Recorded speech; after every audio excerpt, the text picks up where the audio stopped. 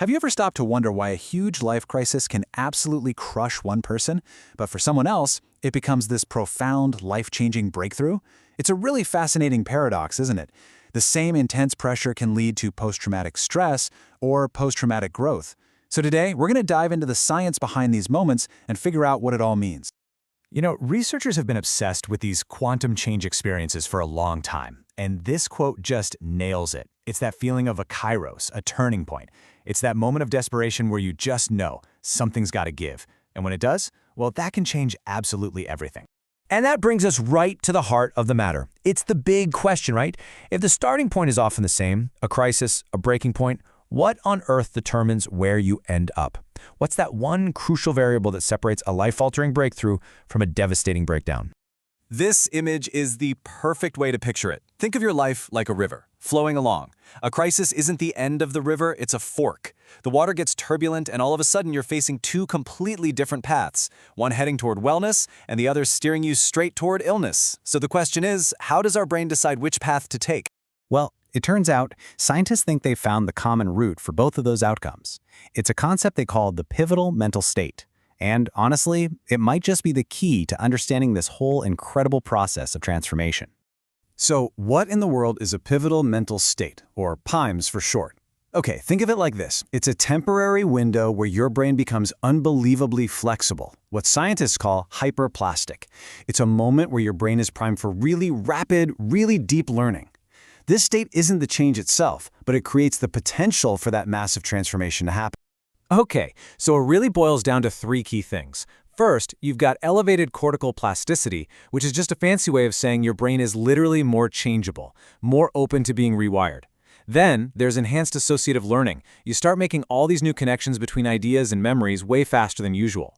And finally, and this is the big one, this state mediates transformation. It's the bridge that makes that huge psychological leap possible.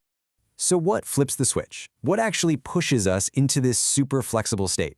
Well, the answer, maybe not so surprisingly, is stress, but it's a little more complex than you might think. Let's take a look at how this whole engine gets started. This right here reveals this really interesting two-step process. First, you have chronic stress, that long-term, grinding pressure. That acts as a primer. It basically gets the brain ready, makes it sensitive for a shift. And then an acute stressor, some sudden, intense event, acts as the trigger, and boom. That's what ignites the whole system and pushes you into that pivotal mental state. And get this, scientists have even zoomed in on the molecular gateway for this whole thing. It's a specific receptor in your brain called the Serotonin 2A receptor. This is the little guy that gets ramped up by chronic stress and then activated by that acute trigger, basically opening the door to this incredible state of high plasticity. Okay, so this brings us back to our big paradox. If the underlying brain state, the PiMS, is basically the same, how do you get such wildly different outcomes? Well, according to this new model, the answer comes down to one single, incredibly powerful word: context. And when we say context, we're not just talking about what's happening to you at that exact moment. It's so much bigger than that. It's the sum of your deep past, your genetics, your childhood, any old traumas. It's your recent past, a breakup, a new job, and of course it includes your present environment, who you're with, where you are. All these layers come together to shape the experience. So when the brain enters that pivotal, super flexible state, it's the total context that's steering the ship. If you're in a supportive, safe, positive context, that can guide the whole transformation toward healing and growth. But a negative, threatening, or isolating context, that can steer the exact same brain process toward paranoia, fear, and illness. It's the same river, the same fork, just totally different current. Now, understanding this doesn't just solve a cool paradox. It completely opens up a new way of thinking about mental health and personal growth.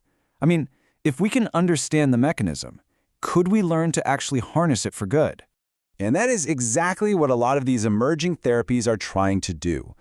Psychedelic therapy is a perfect example. The whole idea is to use a substance to reliably trigger a pivotal mental state, but, and this is the crucial part, to do it within a carefully controlled, safe, and supportive therapeutic context. You're trying to maximize the chances of a positive outcome. It's basically like hijacking a natural brain process for healing. But hey, this isn't just about psychedelics. This model could be the real reason why so many other ancient practices are so powerful.